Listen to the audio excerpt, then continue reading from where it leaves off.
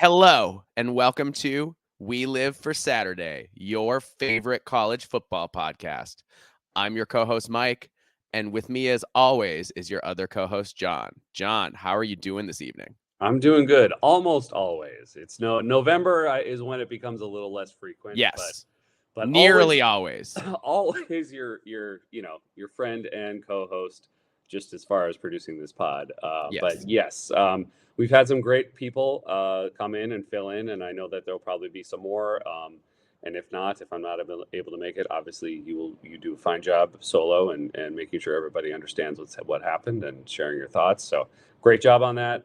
Loved the pod. This last one, it was awesome. So, Yeah, and I can tease that we will have a guest host again on Wednesday.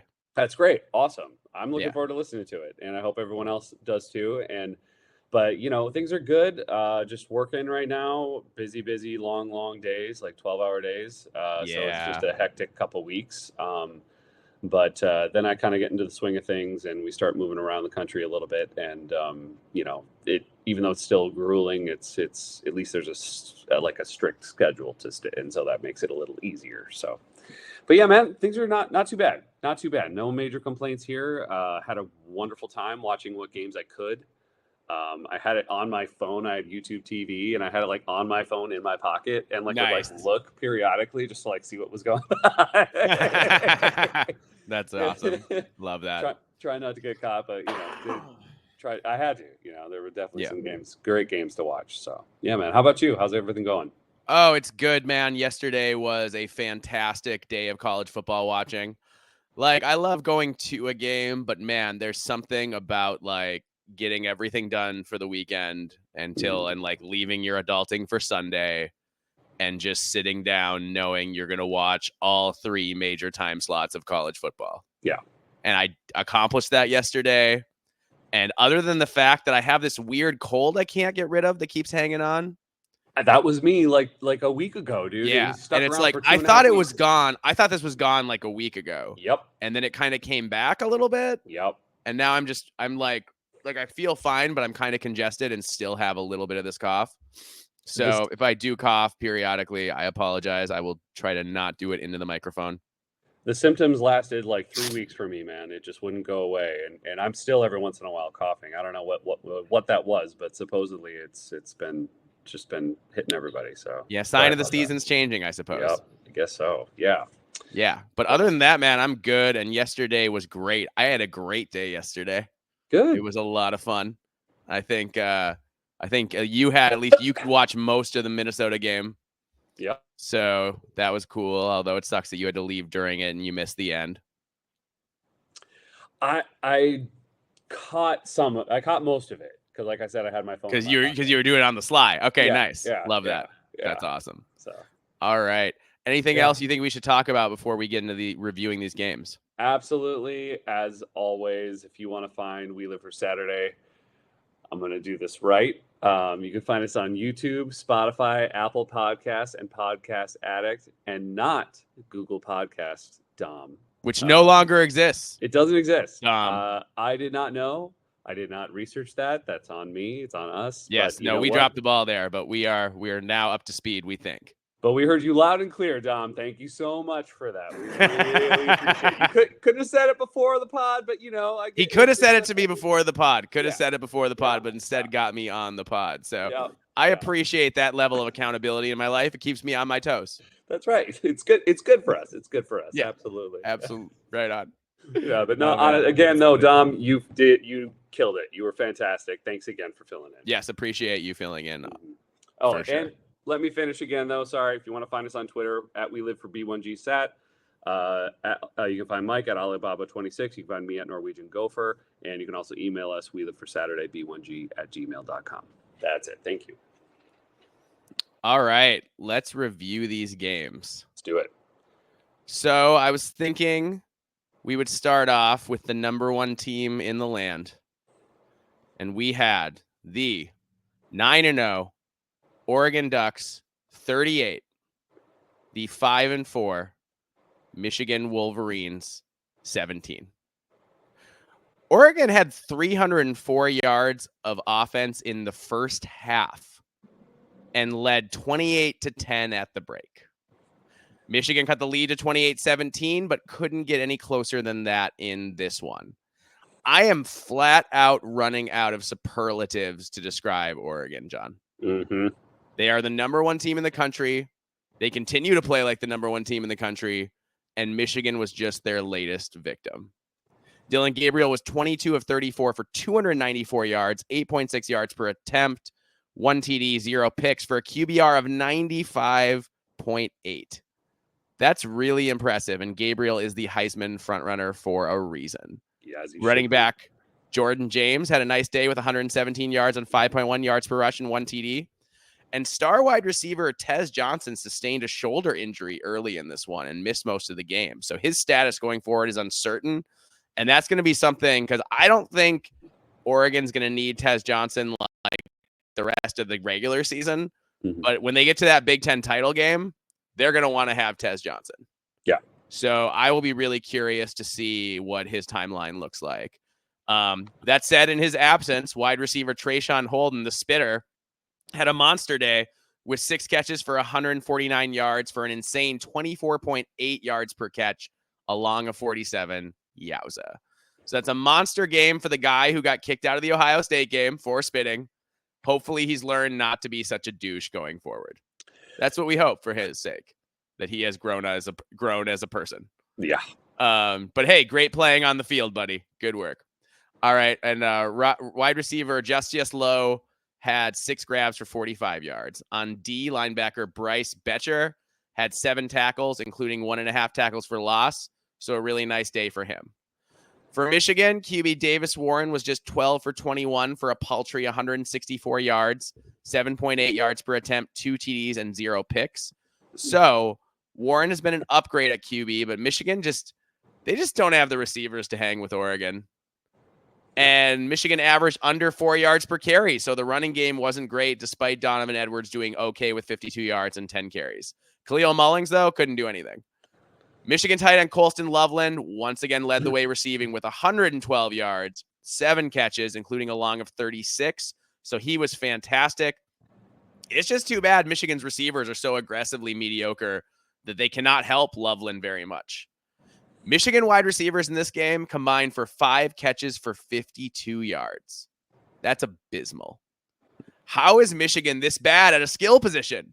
It blows my mind considering the way they recruit. They have not developed the receivers the way they should have in that program. Full stop. Michigan's mediocrity at wide receiver and QB just limit this offense's upside. And when Orji is in at QB, everybody knows it's a running play, and some of the teams have figured out how to stop him. Not everybody, and I think he can still be effective at times, but they have to have some more variations off of that, and at least some variations where he throws the ball to keep them, make it a really easy read. Yeah. But you have to keep people a little honest if you're going to keep involving him that much in the offense, I think. Yeah. On top of that, things don't get any easier next week as Michigan has to go to Bloomington to take on the undefeated Hoosiers. And frankly, unless Michigan figures a lot of things out and or forces several turnovers, right now they don't look like they can score enough to keep up with Indiana. Love to see it, but then again, unless their defense really shows up, which is always possible. But anyway, Oregon will host a struggling Maryland program next week, so the party should continue for the Ducks. And I want to hear your thoughts, but for me, I just think Tez Johnson, man, they're going to need him at some point. So it's going to be interesting to see what that injury is and when he's going to be back. Yeah, I mean, that's obviously huge. And you're right. I mean, I think looking at their schedule so far, or moving forward, at least over the next week or so, I'm not too worried about it. But no. I think in the long run, yes. I mean, they're going to need that at the Big Ten title game, which I fully expect them to be at. Yeah. And obviously in the college football playoff. So hopefully it's nothing that serious and he can come back in a week or two. But getting to the game, everything you said about, I echo everything you said about Oregon and how good Dillon Gabriel is. I don't think there's much we can say about that. Like you said, there's nothing. I don't know how many more ways I can describe that this is just excellence and one of the best coaching jobs I've seen, one of the best performances offensively, defensively. They're so solid. It doesn't really look like they have a weakness. And at the beginning of the season, it did look like there might be something wrong at the line of scrimmage, possibly. But that has been fixed and then some. So there's really nothing else I can really say about Oregon than what's the obvious for everyone that watched that game. Michigan, though, it really is surprising. Now, I will give them this. I'll start with some good news, is Davis Warren is looking more comfortable. It was not a great day, but he's looking more comfortable. He completed some good, solid passes. At least he looked competent at times, which you did not see with Orji ever. And I even know, and Davis Warren obviously had a game like that as well. But you got to ride somebody, man. You got to go with somebody. And obviously they tried that with Orji for too long. And so giving Davis Warren, I think, continuing to give him the start is probably just the way to move forward and just keep getting him comfortable. Has to be. Yeah. So, and hopefully he'll continue to improve. I mean, it wasn't a massive improvement this week, but also you were playing the number one team in the country, so it's tough. So the fact that you saw some improvement there at all, I think, is a win for Michigan, if you can look at it that way. But what's scary to me is a team that ran the ball better than anyone last year can't do anything. You have, at the beginning of the season, everyone thought Donovan Edwards was going to be the truth. That did not happen at all. No. Then Kalel Mullings looked incredible. Looked great. And he's fallen off too. So I don't know what's going on with this run game. You have two highly touted running backs that were supposed to be amazing, and they have done almost nothing, at least by expectations. Yeah. They have utterly failed. And I don't know what bizarre. To do. It's so weird. And defensively, I think their defensive line is still pretty solid, is not performing to their expectations. No. And their secondary is also not that great. Not with Will Johnson's out. Yes. And Will Johnson was out. They need him back. Yep. Need him back. So, because he's a difference maker. Michigan is in I know they're 5-4. I still think they're going to make a bowl game, but the fact that that the thought is in the back of your mind at all that they might not somehow is bizarre and terrifying. And I think we mentioned it before, or you mentioned it on another pod. I'm not sure when historically a defending national champion did not go bowling the next year, did not win. I don't think it's ever happened. Yeah, I'm not sure. Not since we expanded the bowls, right? Yes, yeah. Back in the day when there were 5 bowls. Sure. That's one thing. But since we massively expanded the bowls, I can't think of it happening. Definitely not this century. Nope. So it's wild. Yeah. It's wild. I don't know what to make of this Michigan team. Because they still have Indiana and Ohio State. Yeah. They're going to be. I don't think they're winning either of those. I really don't. So if they lose those, then they have to win. I forget who the other game's against. Let me look it up here real quick. But yeah, man, for Michigan to follow up a national title run with this is just, it's an indictment on Sharon Moore. It is. You can't describe it any other way. No, it's Sharon Moore. Bringing up the fact that he did not recruit a portal or did not get a portal quarterback is just bizarre to me as well. Strange. Yeah. Strange. So, or a portal wide receiver. Yeah. I mean, because you lost Roman Wilson last year, who was Cornelius Johnson. And Cornelius, yes. And it's just nobody's shown up. Why aren't you developing these guys? What's going on with that's the bothers me, because with the recruits they get, they should never be short. Man, absolutely. I remember when Lloyd Carr was the coach at Michigan. Michigan always had 3 terrifying wide receivers at all times. At all times. Yep. They didn't always throw it to him, but they had him. Yep. Oh, by the way, the game they should beat Northwestern, but even they'll beat Northwestern. I don't know. I mean, Northwestern's gotten better. They've gotten better, but it shouldn't be a close game. But I'm afraid it will be. It's crazy. But what's going to happen against Indiana? I know this isn't the preview episode, but I am fascinated to see what I know what our guest host is probably going to say. Yeah, but I'm curious about what's actually going to happen. Yeah. It'll be interesting, man. I mean, because like either Indiana rolls on Yeah. and they beat, the same way they just beat Sparty, they do that same thing to Michigan, or Michigan's defense is different. And suddenly Indiana doesn't score as many points, and suddenly it's a different kind of game. Yeah. But I feel like that's Michigan's only chance, is to force turnovers and have the defense play like they played last year. Yep. And if they did that, then yeah, they got a shot. Yeah. And I mean, sure, if they do that to Ohio State, they might have a shot if they show up that way too. But I just don't see it happening at this time with Indiana and Ohio State. Northwestern, sure, to become bowl eligible, but that's the way it looks at right now, which is crazy. It's crazy. And we got Oregon about to go 12-0 on the other end of things. Yeah. So, I mean, good for Oregon, man. First year. I mean, I thought they would do really well in the Big Ten, but I didn't think they'd beat Ohio State. No, I didn't think they'd beat Ohio State. 11-1, and then I think both of us picked them to at least go. I thought they would go 11-2 and lose to Ohio State twice. They beat Ohio State the first time, and now we'll see what happens in the likely rematch. That's what I thought too. Same. So, yeah, but we'll see. Right on. Yep. All right. Speaking of, and I'm going with the rankings of what teams are now. I know I used to go with the rankings of what they were then, but I think I'm going to start always saying what they are now. Okay.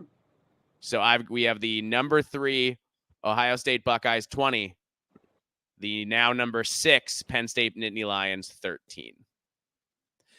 This wasn't easy for Ohio State, John. They didn't make it easy on themselves, and Penn State didn't make it easy for them. Ohio State QB Will Howard threw a pick 6 on his first pass to put Ohio State into an early 10-0 hole, and later fumbled before crossing the goal line to cost Ohio State a touchdown. So that was the bad part. Penn State coach James Franklin said after the game, quote, "We did some things that were good enough to win, other things we did not. You can't have the ball inside the 5-yard line twice and come out with no points," close quote. No, James, you certainly cannot. Penn State had the ball deep in Ohio State territory late in the first half when Buckeyes DB Davison Igbinison just flat out stole the ball out of Penn State wide receiver Harrison Wallace's hands to end one scoring drive. It was inexcusable, I thought, for the receiver to lose on that ball and have it go right through his hands for an interception. I mean, that's like the kind of thing you do and then you never play again. Yeah. You know what I mean? Like you can't have that happen.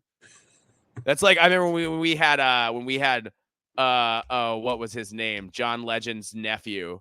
And he had the ball in the end zone against Purdue. He had the ball hit him in the chest and then get intercepted. Yep. And I was like, this guy can't. He just can't. And so this Harrison Wallace, man, that's a play where you're just like, yeah, it was a great play by Davison and by Igbinison for sure. Yep. But you can't have that happen. Then you fast forward to the fourth quarter. Nittany Lions road star tight end Tyler Warren to the Ohio State 3, and then forgot he existed. They had 3 runs by Katron Allen, which gained 2 yards. And on fourth down, they threw incomplete to tight end Khalil Dinkins. So, John, I'm just going to ask just right now, why was James Franklin giving the ball to his second best running back on the most important series of the game? Why wasn't Nick Singleton in there? I don't understand what James Franklin, how you not have maybe you give Katron 1 look, but they gave him 3 carries. Yeah. And Nick Singleton doesn't get a carry there? How does that happen? I don't know. Was he dinged up? Was he in the tent? What was going? I didn't know. I didn't see anything. I looked for information on that. I didn't find anything that suggested he was hurt. But also, look at what Tyler Warren just did. Throw him back there. He would have definitely gotten over the goal. Oh, he would have scored. He would have jumped. He would have jumped over the whole line. Yes. He's your best athlete on offense right now. The best athlete on the team. Period. Yes. Give him and Abdul Carter. Abdul Carter. Yep. Best athletes on the team. Yep. Why are you not? And then when they threw it on, fourth down. They threw it to Khalil Dinkins and I know that Tyler Warren was covered, right? Yeah. Throw it to him anyway. Yeah. I mean, I've seen them throw it to him plenty of times when he's been covered and it hasn't mattered. Yeah. So to me, if the options are to throw it to a guy who's amazing or a guy who's just a guy, I'm throwing it to the guy who's amazing. Yep. 100%. And it's just funny to me that like Tyler Warren led the team in rushing, and Katron Allen, I think, led the team in, Nicholas Singleton led the team in receiving yards. So yeah, it was a bizarre game for that Penn State offense, and obviously Drew Aller did not perform well. So no. Anyway, Penn State didn't get the ball back. Ohio State ran the ball 11 straight times to finish the game. The O-line has been much maligned since Josh Simmons got injured, but here they saved their best effort for when they needed it most, and they emphatically pushed Penn State around on that last drive. Yeah. Ohio State QB Will Howard was a little shaky with the 2 costly turnovers, but he ultimately got the job done, completing 2/3 of his passes for 16 of 24, 182 yards, 7.6 yards per attempt, 2 TDs, and of course, the aforementioned pick 6. His QBR was just 69.9, but it doesn't matter. They won, and he defeated the team he grew up cheering for, the one that spurned him on the recruiting trail, told him he wasn't good enough. Howard got to beat that team, and I'm sure that felt awesome for him. Oh, yeah. Ohio State running back Quinshon Judkins had a really nice day with 95 yards on 14 carries, while Travion Henderson had a more workman-like 54 for 5.4 yards per rush. Still, Ohio State ran the ball effectively behind their new look O-line, and that's something to celebrate just a week after another O-line configuration managed nothing on the ground against Nebraska. Man, isn't it wild how much it matters how you do your O-line? They had one different guy a week ago. And they changed some positions around and changed where people are playing and put a different guy in than the guy played last week. And all of a sudden they went from terrible against, an okay defense last week in Nebraska to awesome against a really great defense in Penn State. Yep. So that's crazy. None of the receivers really pop, but Jeremiah Smith had 4 catches for 55 yards, and Brandon Inniss and Emeka Egbuka combined for 64 yards on 5 grabs, while each had a touchdown catch.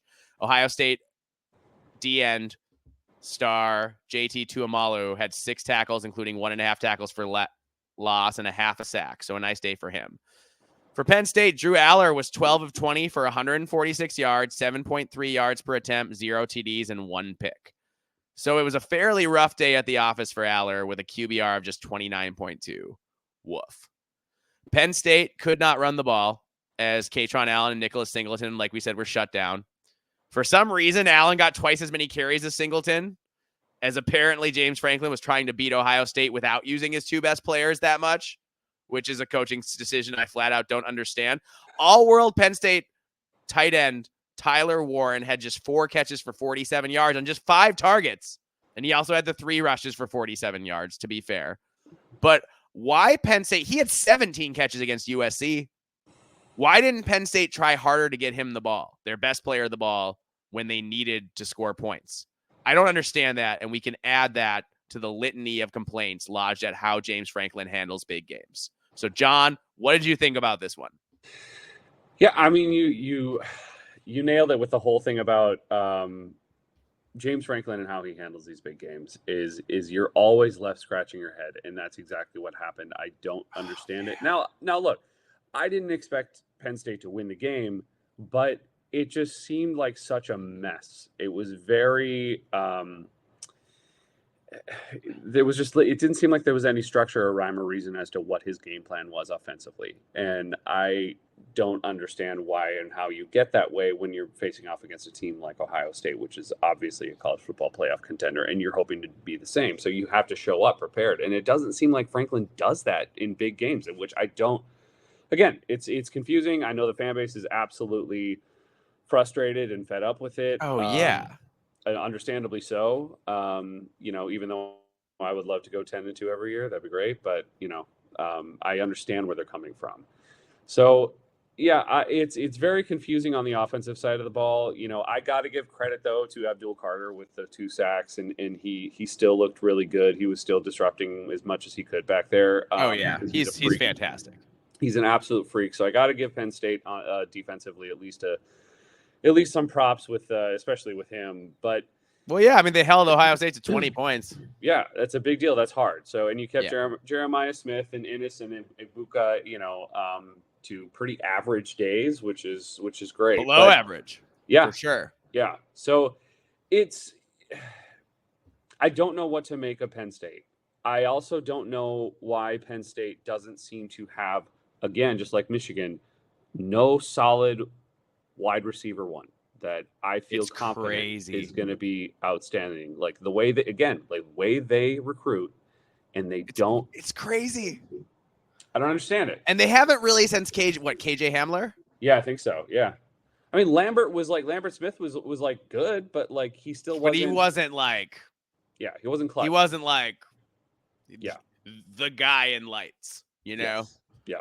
And they used to always have like Penn State always had like a 5'10" slot receiver who was totally unstoppable, and they just don't have that or anybody like that. And I also don't think they have the quarterback. I'm not saying Drew Aller is bad. I think he's good and he can be efficient and effective, but he's not. He doesn't make big plays. You know, there's not a lot of stuff that, like, to me, that I've seen that it's like, oh man, this guy's a superstar. Like, you haven't seen that in a while either at Penn State. No. So he's good. I'm not trying to say he's bad, but it's been a while since Trace McSorley. Yeah, exactly. That's exactly the point. So I don't know what's going on at Penn State, man. Again, I think they're going to win plenty more games here, and they'll probably sneak into the college football playoff. But if they, they might host a playoff game if they win out. Yeah. So I think it's possible. I think Penn State will still have a good year, but I don't know how far they're going to get in the college football playoff if they get there, which I expected, but that's it. So, but Ohio State too, man, they got to figure some things out. They still look sloppy. And This is not the team that I thought was going to win the national title, because the way they're playing now, even though they're winning games, man, it's not pretty. No. I mean, let's be real. Ohio State left some points out on the field. Yeah. Like this could have been a lot more convincing than it was. Mm-hmm. So yeah, they got to clean up. I agree that they are not playing like the team that they were when I thought this is the team that's going to win the national title. Well, they have to get back, but they have the month of November to get back to that. Yeah. I'm just curious, what are your thoughts on how good a job Chip Kelly has done thus far? Like, is he meeting your expectations, or do you think he might even be a little bit lower? Like, do you think because I feel like the offense just isn't clicking the way I thought it would under him. Not to say it's bad. Obviously, it's still incredible, but yeah, I agree. You brought in Chip Kelly and paid him an obscene amount of money for a coordinator. And the idea was that Chip doesn't have to recruit. Mm-hmm. Chip doesn't have to manage now. He can just do the X's and O's, and Chip's great at the X's and O's, and he's great at developing players. Mm-hmm. And like everything's going to pop into place, and Ohio State's going to be scoring 45 points a week. Yeah. And it's like, yeah, they do that sometimes, mm-hmm. but it's not all the time. And the offense can come in kind of fits and starts. Mm-hmm. It's not this consistent. It's not like the way Oregon is just mowing people over. Yeah. Like that's not what's going on right now. That's what I expected. And I don't understand why, because they were doing it earlier in the year. Yeah. And I mean, like, that Nebraska game, man, I don't know what happened there. Yeah. Like they were clearly playing the wrong offensive linemen, but I don't know why the running game isn't better for Ohio State. And they were pretty good against Penn State. Yeah. But I don't know overall why the running game hasn't consistently been better. And I always thought I was like a Ryan Day passing attack with a Chip Kelly rushing attack. Like it's going to explode. Yeah. And maybe it still will. Maybe it still is going to happen. But I don't know, man. I agree with you that Chip Kelly, and there are a couple people that we know who are Pac-12 people who think that Chip Kelly, like that the game's passed him by and he's not as sharp an offensive mind as he used to be. Mm-hmm. So I know some people believe that too. I don't know if I buy that. I don't think that's necessarily past where he's at, but I do think he's got to find a way to make it a little more consistent. And I think he needs to make it a little easier for Will Howard. Yeah. I agree. I think maybe he's asking Will Howard to do a little too much sometimes.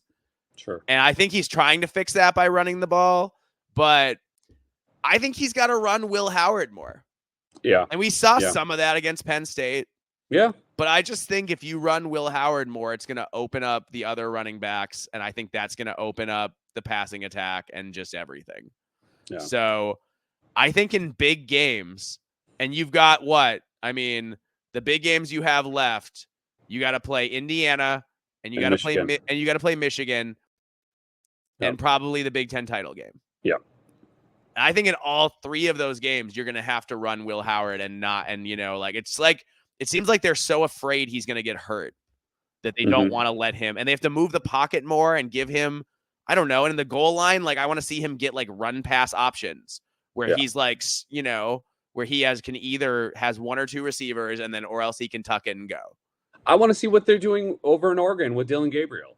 That's what I thought we were going to see with Will Howard. And I know Dylan Gabriel is. I mean, Gabriel's more of a pocket passer, and Will Howard's like a dual threat. Yep. I just think they need to lean into who Will Howard is. Yeah, but I think Dylan Gabriel, as we saw this week, he has some wheels on him too, man. Yes. He had a long touchdown run where he was moving. So yeah, I mean, you're right.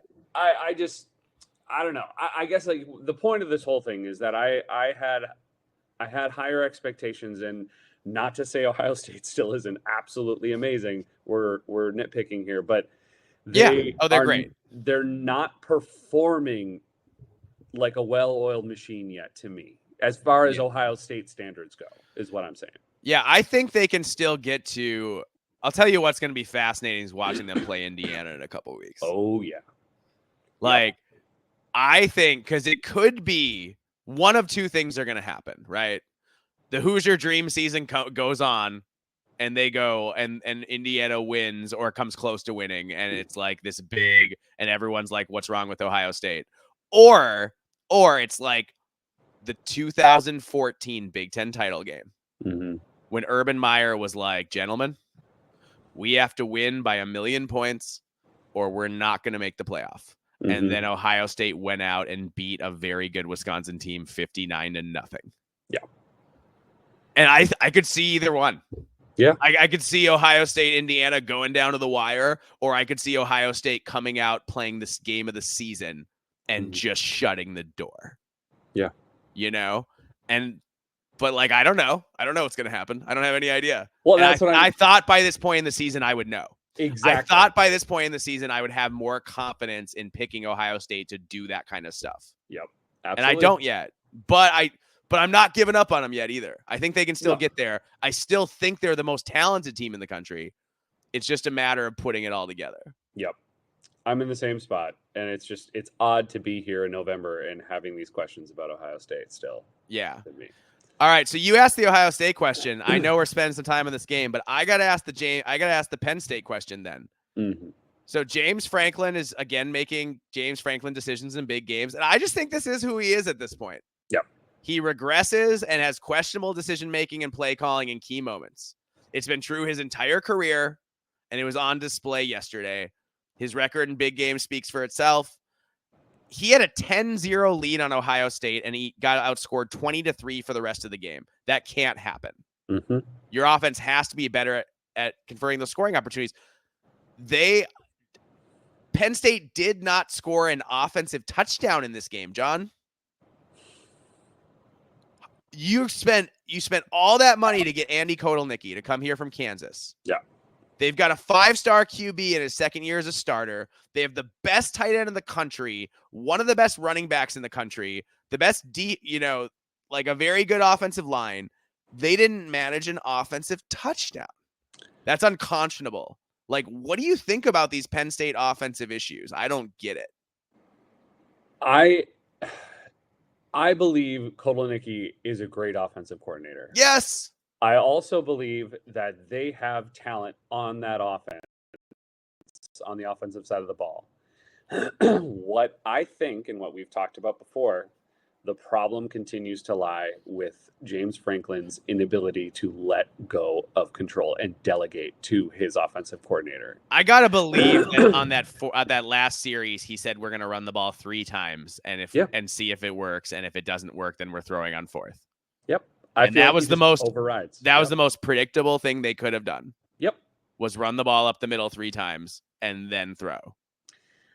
Yeah. And you and I know a little bit about this because, even though he has changed his best this year, PJ was notorious for doing similar things. And I think that's what's so frustrating as a Penn State fan is you see, or anybody who deals with a coach like that, which of course, head coaches are control freaks. And I think I think James Franklin is like, it's pretty easy to see that. It's pretty apparent. Oh yeah. Not even just on the field, but like I think just in general, his personality seems very. No, much he that is, way. and he's we could do a whole James Franklin thing. I have so much, but yeah, go on. Yeah.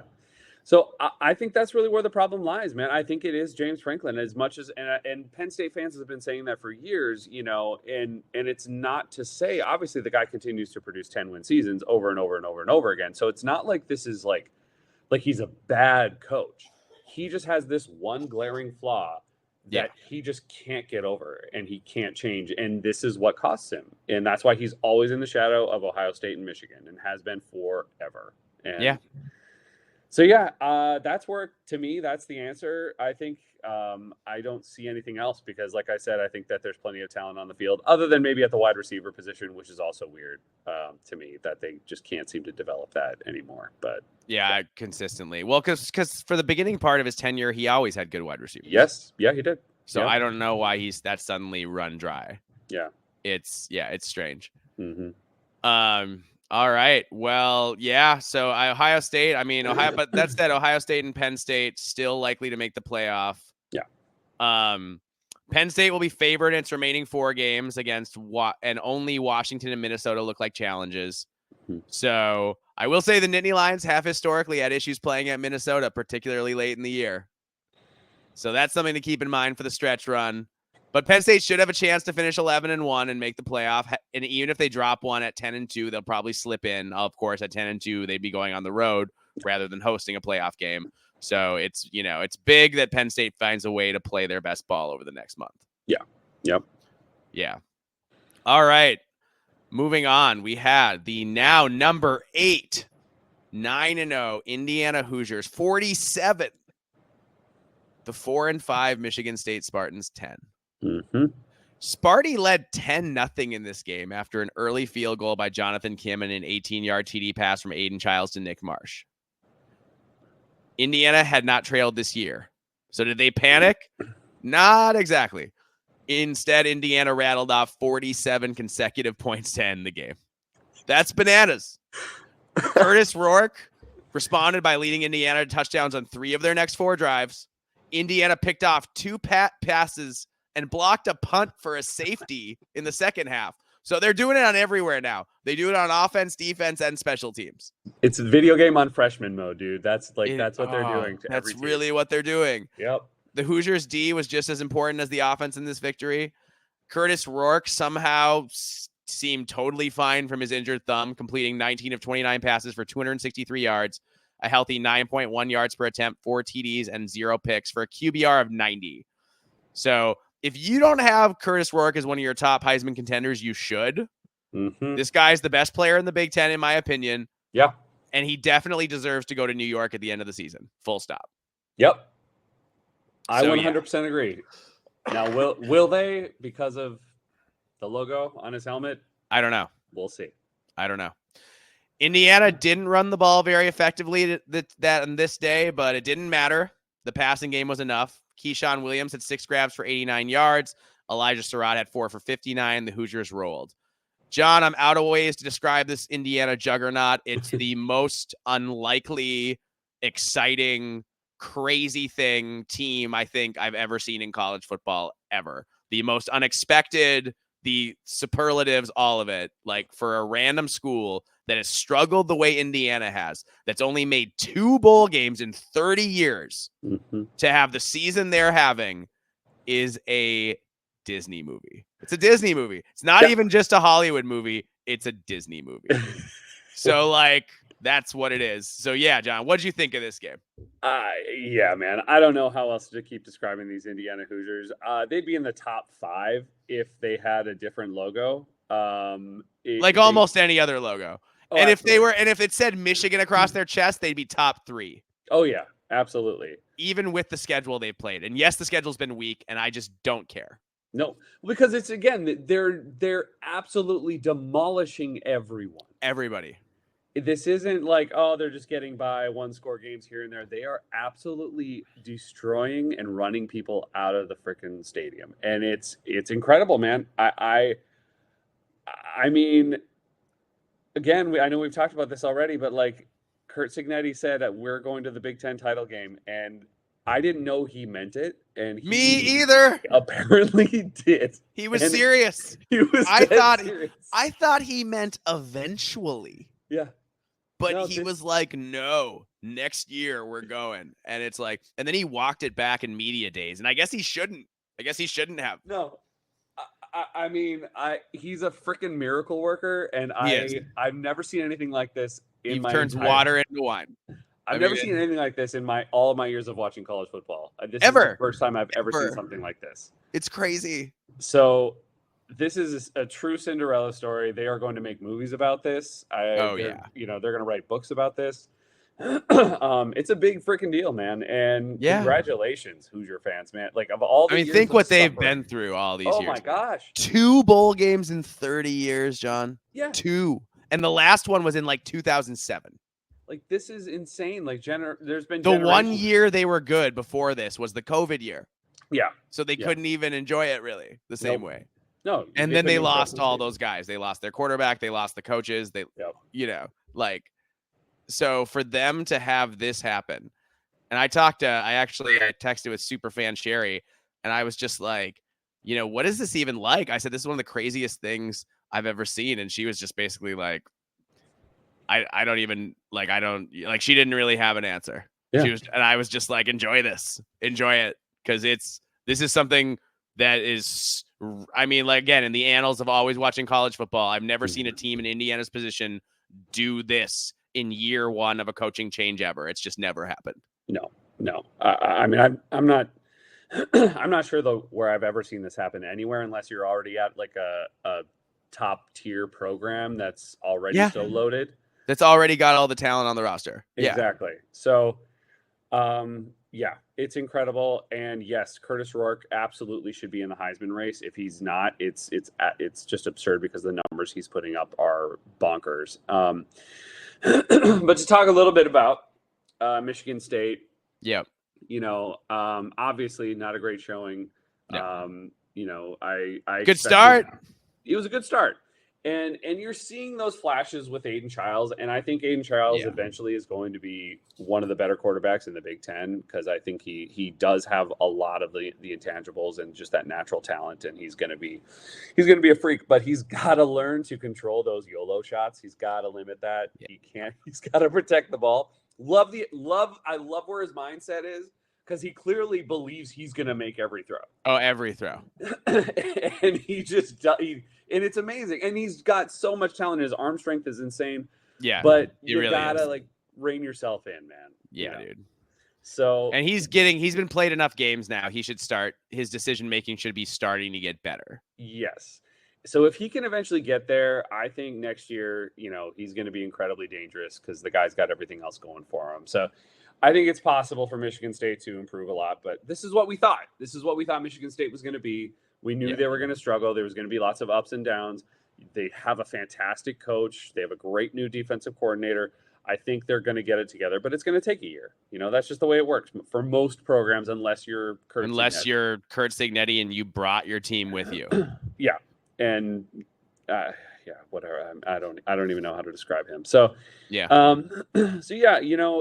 was not a great showing for Michigan State, but I think, again, just be patient, Sparty fans. I think it'll come around next year. I think that you'll be improved.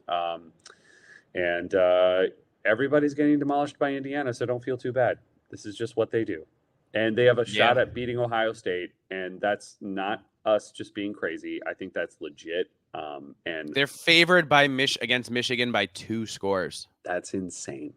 When was the last time that ever happened? Never is the answer, John. There you go. Or I guess maybe in 1967 when Indiana made the Rose Bowl and, Michigan did not. Maybe then. And I bet even then it probably wasn't a 2-score. I don't even know. I'd have to go look it up. But yeah.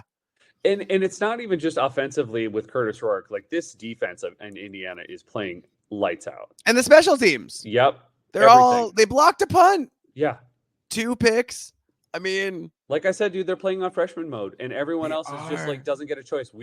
They're picking it every time. Kurt Cignetti is like, yeah, we're going to do it on freshman mode now, and we're going to go right to the national title in year 1. in NCAA college football. That's what he's doing. And I can't wait to see what happens against Michigan this week. It's going to be fascinating. Yeah, it's amazing. Like, can Michigan keep up? Which is a thing I never thought I'd say about Michigan against Indiana. But can they keep up? Like, yeah.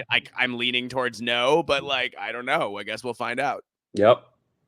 We'll talk. Yeah, I mean, you'll talk more about that in the preview pod. So. Also, I would say whatever happens from now on, I don't even care how many games he wins for the rest of the year. Kurt Cignetti should be your Big Ten Coach of the Year, and he should be your National Coach of the Year.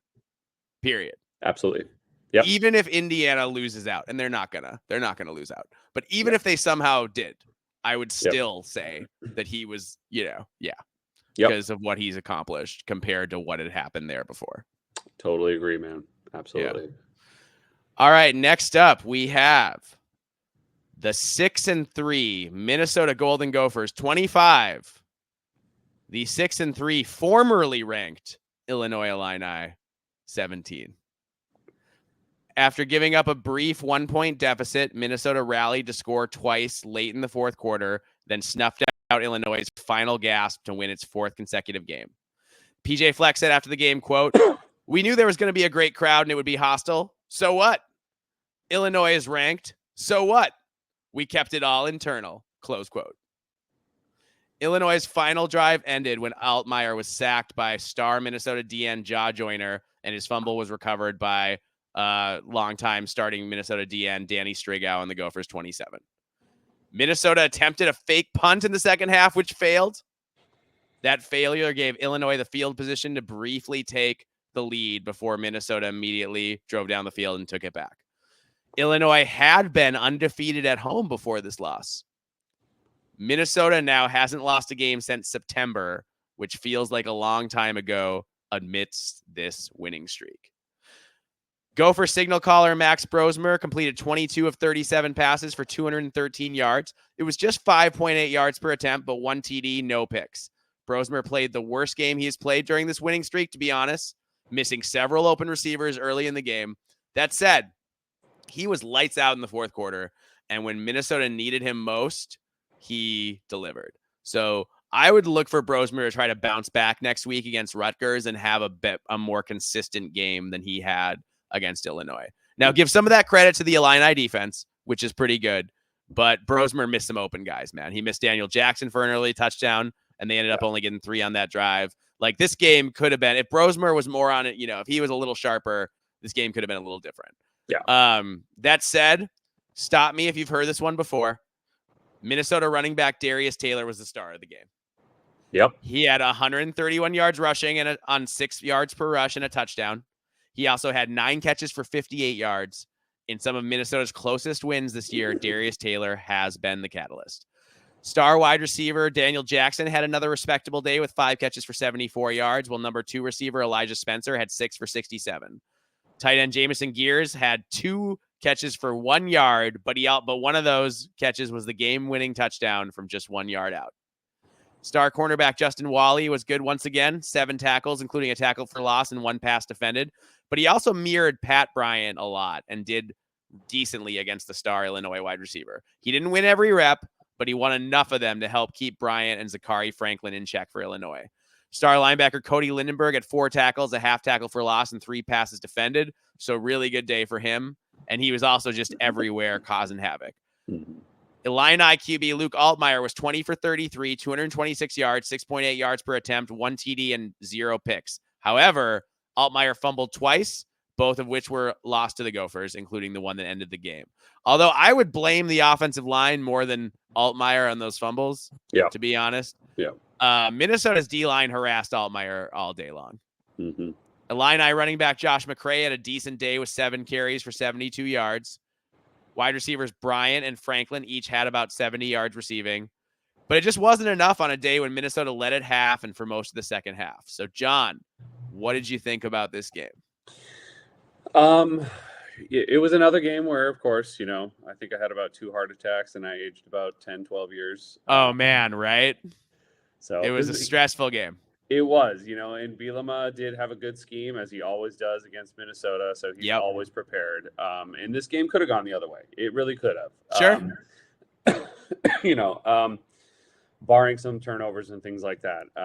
It was a very evenly matched game, I think, for the most part. Yeah.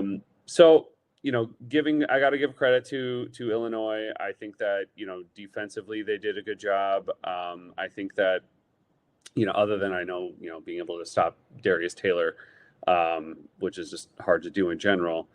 But I think what really worked in their favor, and maybe, had Brosmer had a better day, maybe Minnesota could have pulled away a little bit more, because you're right. Yeah. I think there was definitely at least one, if not two, potential touchdown catches that were missed because of him overthrowing the ball. So yeah, where he had guys wide. Yes, which is unusual for him.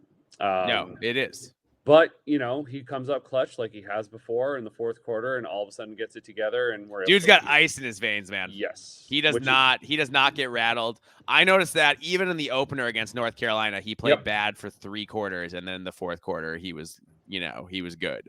Yep. And he is a guy who the more pressure there is, the better he is. And you like guys like that. Absolutely. And I know Darius Taylor, definitely deserves all the praise he got, but I got to give credit to our defense, man. I got to, like, Justin Wally, oh yeah, Terry Brown, Cody Lindenberg, Danny Strigo. I think Jaw Joyner, dude. Yeah, I honestly, to me, our defense was the star of the game. Maverick Baranowski, yeah, all of them. They did really well against some. Except really for Coy Parrish, who had kind of his worst game, but he's a freshman. And I was going to bring that up. I think that Coy Parrish finally had like that freshman game where he finally had a freshman game. Yeah, he did. Where he looked like a true freshman. You're like, on that touchdown run, man. Oh, that was bad. I mean, he had such a bad run fit on that. Like, he should have stopped that thing cold for like 5 yards, and that it went for a 50-yard touchdown because he just completely didn't hit the gap the way he needed to, and then he didn't wrap up, and Well, and that punt return, the decision on that, like when he just let the ball bounce and he definitely had a freshman game. He was in his head a little bit. That's okay. That happens. It's gonna happen, man. He's 18 years old. Yes, and so of course there's it's gonna happen, but he has the experience around him with Gooseby and Wally and Lindenberg or whatever to kind of like help him out, and I think he'll be just fine. Let's put that. Absolutely will be. Because he's a superstar. So, man, I think I just think it was a really good defensive battle both ways. Illinois' defense, I think, was pretty darn good. Yeah. Like I said, what they were able to do with keeping Brosmer in check, and obviously Pat Bryant and Zachary Franklin looked great. They really did. I think they were able to get to. They were always dangerous, and they were always able to get things done, but. As far as running the ball, though, I didn't see Illinois do a lot. I know Josh McRae had that one long run, but that was about it, man.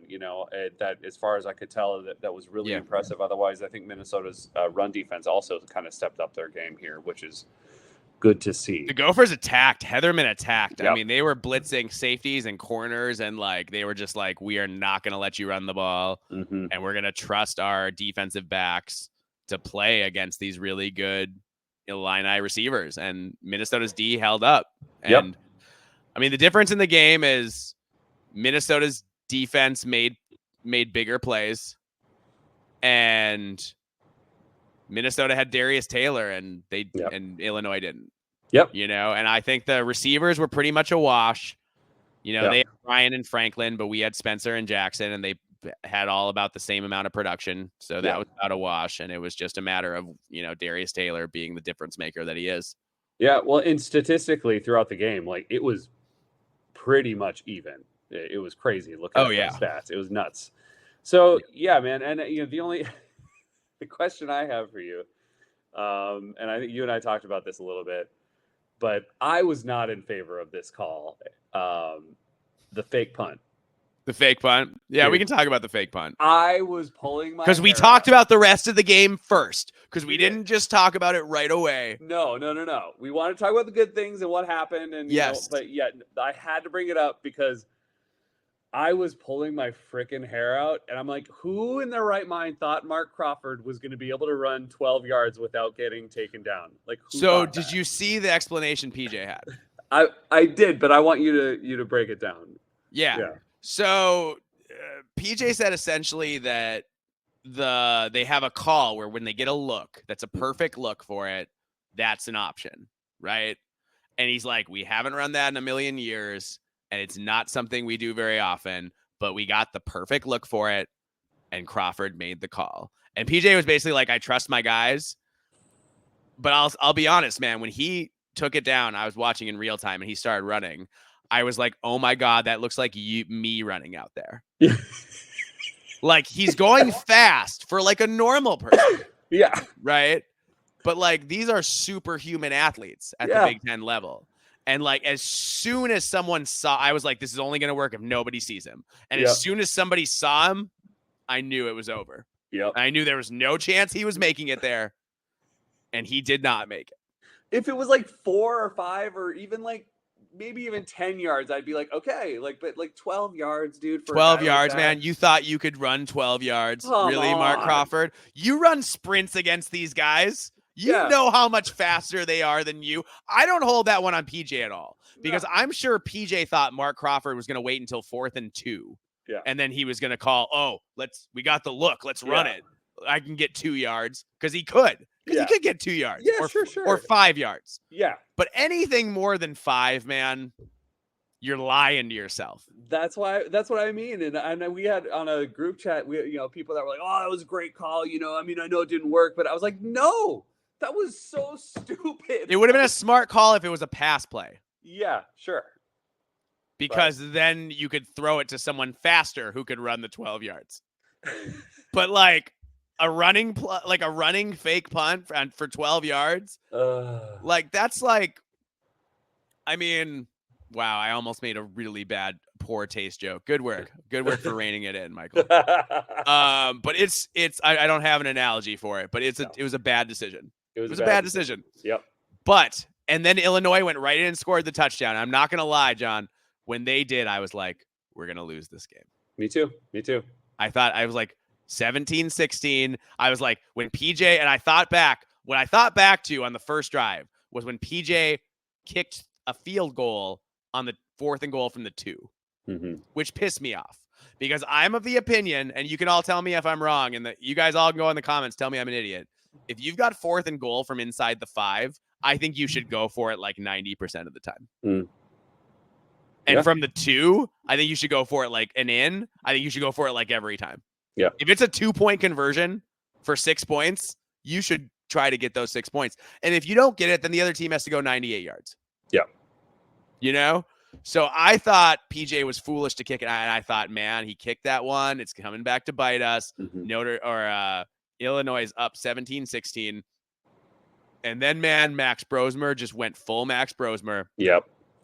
We marched right down that field like it was our job and scored on, dude, the play. I got to give it up for people have given our offensive coordinator, Greg Harbaugh, they gave him a hard time last year because he was saddled with eighth and Calic-Manis. And before this season, he gave an interview in which he said, they asked him what happened last year and why was it going to be different this year. And he was like, well, we just didn't have the right player at the quarterback position last year. And I was like, you better be good, Harbaugh, because you put it all, you said it that it was all on the quarterback, and now it's going to be good. And you know what? He's been great play calling. He's been great. Well, you said last year, though, you defended him last year quite a bit by being like, I liked his play calling. I did. It's the lack of execution. And PJ said it. He said, we didn't execute. And that was true. It was true. I liked the concepts that Harbaugh was running last year. We just weren't running, Ethan couldn't hit the broadside of a barn. We had guys open. That wasn't the issue. But anyway, so on the 1 yard line, the Gophers, they have the tight end come in motion. And what Minnesota's done, like probably, several times this year, is run the QB sneak where the tight end gets behind and pushes the QB. Mm-hmm. So the tight end slid behind. You're like, oh, it's a QB sneak. And they faked the push. They faked the sneak. And then the tight end ran out in the flat, turned around, sprint out, throw it to him. Illinois lost him in coverage. They lost him because they weren't thinking of him. They were thinking he was the push guy. Yeah. And so they weren't accounting for him in the passing game. So when he didn't push the quarterback and ran out into the flat, nobody followed him. Yep. And it was gorgeous. And just gorgeous. Gears is getting better, man. Gears is getting better. His hands are getting better. Yep. And when we needed him to make that catch, and he made the catch. Yep. Well, one thing I want to say, like, before we move on to the next team though is I feel like I have to apologize to Tim Brando and Devin Gardner that their favorite team seemingly the Illinois Fighting Illini didn't come out with the win, even though they were openly rooting for them the entire broadcast. Dude, it was weird, wasn't it? So it was. yeah. I've never seen. Like, here's the thing. I usually like Brando. Yeah, he's done some Axe games over the years. Sure. And I always thought he's done well in the Axe games, and he always respected the Axe but he was off his game that day. How about when it was 3rd and 8 and Luke Altmaier got tackled for a half-yard loss, and Brando goes, I think he made the first down. And I was like, he's 8 yards short, Tim. 8?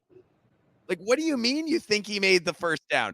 And yeah, and he was for some reason, I don't know, he had a really good time in Champaign. I guess because man, those guys really, it's like they really liked the Illini as a plucky ranked team, and they were really all in on that narrative because yeah, it did feel it like, and I won't go into this too much because it's whatever. Yeah. But it did feel like they really wanted Illinois. They were getting really excited when things went right for Illinois, and not as excited when things went explaining it away almost when things went right for Minnesota. It was weird. It was so weird. Yeah, maybe him and Bielema are good buds. I don't know. So. Maybe. Hey, speaking of, since you brought up Bielema, did you see that Bielema called the officiating a clown show in his presser? Yeah. And is he going to get fined for that? Because he should. He should get fined for that. Because you know what? It was Big Ten officiating, but man, there were missed calls on both sides. And the amount of times you held Jaw Joyner alone. Yep. The amount of times you held our defensive ends. And we didn't get sacks when we got pressures instead of sacks. Like, so I don't want to hear from Brett Bielema that the officiating was, he thought it should have been targeting when Coy was clearly pulling up. Yep. And Coy was clearly pulling up because he didn't want to hit the guy. Yeah. Because he knew he was going down.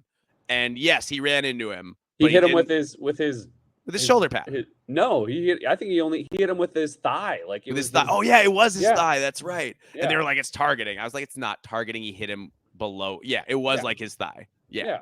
And Bielema tried saying that was targeting. I mean, like that's, he's a poor loser. I'm gonna say it. Bielema's a poor loser. He is, and I know. We broke his streak. Finally, thank God. But I'm sure. I get to I know that coaches get upset, and for whatever reason, more at Minnesota than any other team. Because Kirk Ferentz does the same thing.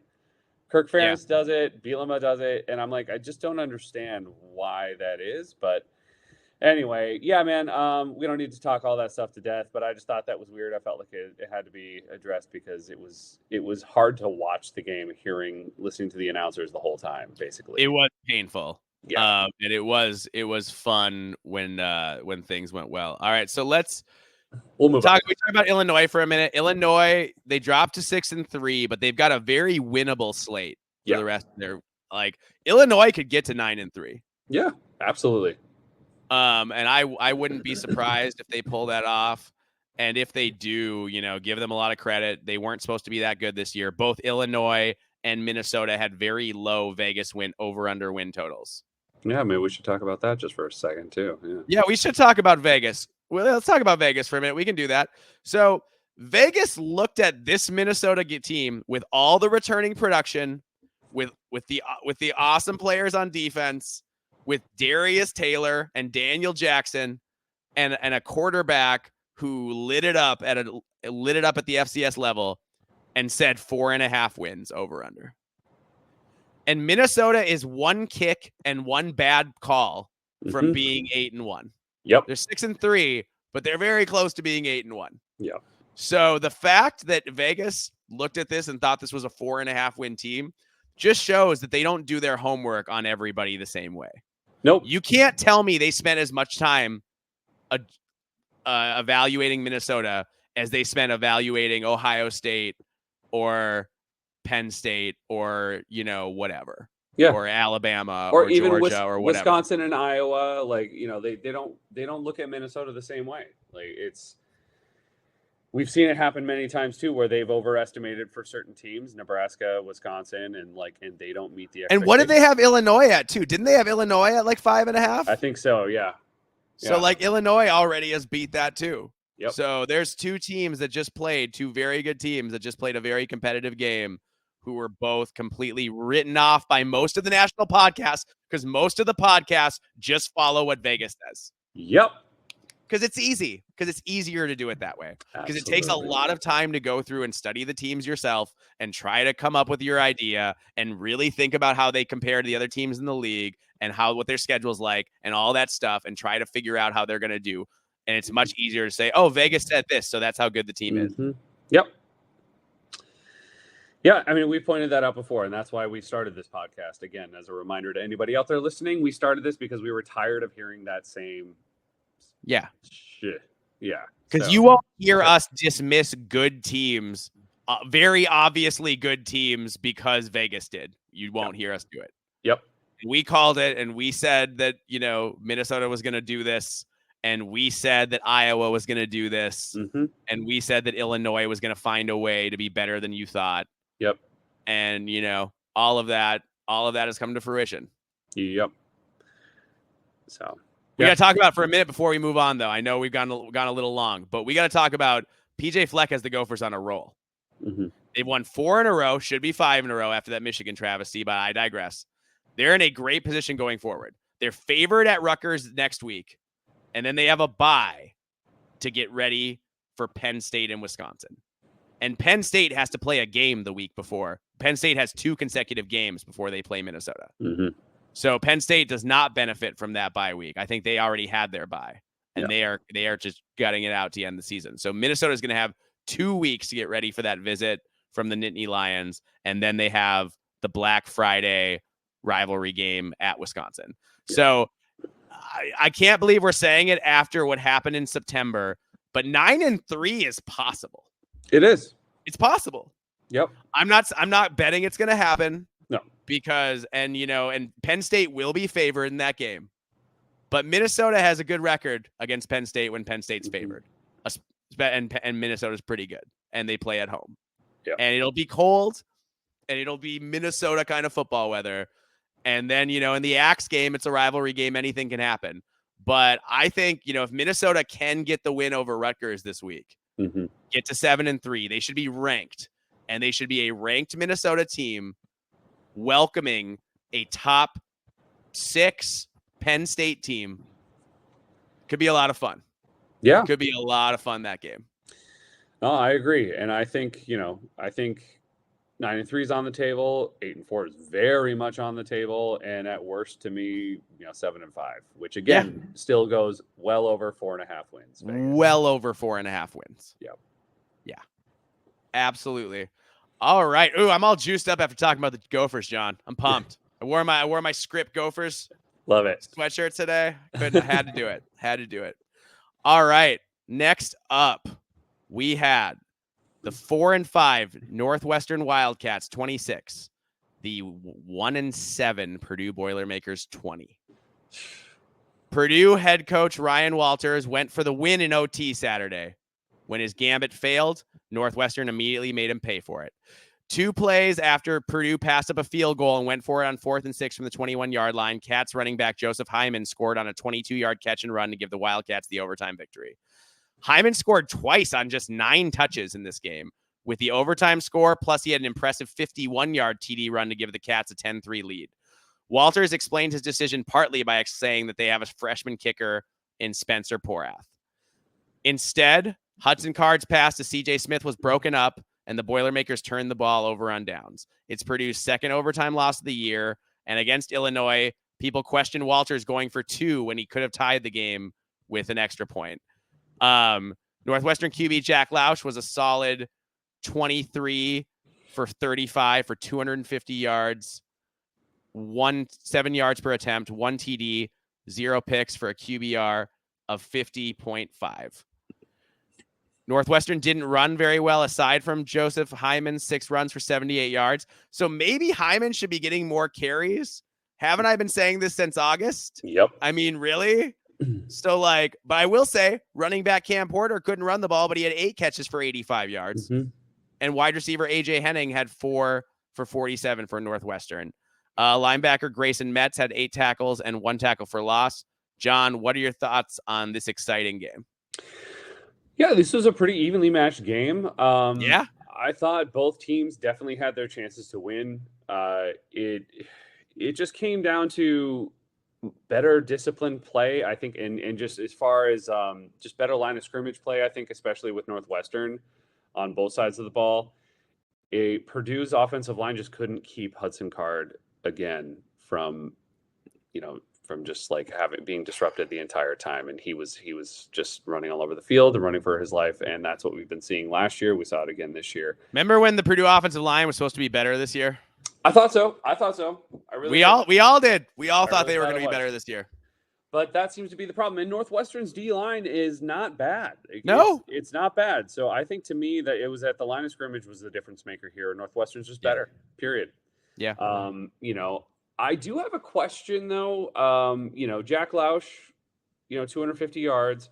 But what was the reason Ryan Helinski was in the game at all is my question. I don't get that. That's strange. Bizarre to me. What are you doing? Your starting quarterback is your starting quarterback, and it's not like Helinski. Like did Jack Lausch get cramps or something? I was wondering the same thing, and it seemed, I know he was only in there for he had 4 attempts, but it still seemed like he was in there too long. Yeah. I don't really get that. I don't I don't love that. Like it's one thing if you bring in a quarterback who has a very different skill set, but like when you bring in a guy who's just another guy I don't get it. Yeah. So, to be fair, he was 2 for 4 for 52 yards, so it wasn't bad. No. But it was weird. And also he threw a pick. Yeah. And the other problem for Purdue on the defensive side of the ball was dude, their tackling is atrocious. It's so bad. How is Ryan Walters the coach of a team that can't tackle? I don't know. I'm not sure. Their secondary, their secondary is a mess. They can't tackle. And you're right. Like after what he did at Illinois, I have no idea what's going on defensively with this team. And I'm not sure they're going to win another game. I'm not sure. This was their chance. It's bad, and like we've talked about, I'm not sure Ryan Walters is going to be there next year. I'm not sure. I am sure, John. I'm sure they're not going to win another game. Here's what they got left. So they've got Ohio State at Ohio State versus Penn State, at Sparty, at Indiana. Oh gosh. So they have 3 out of 4 road games, and the easiest game they have is in East Lansing. They're not going to beat Michigan State. They're going 1-11. Yeah. And if you go 1-11, they're going to go 1-11, and Indiana's going to go 11-1. Mm-hmm. Do you fire Ryan Walters then?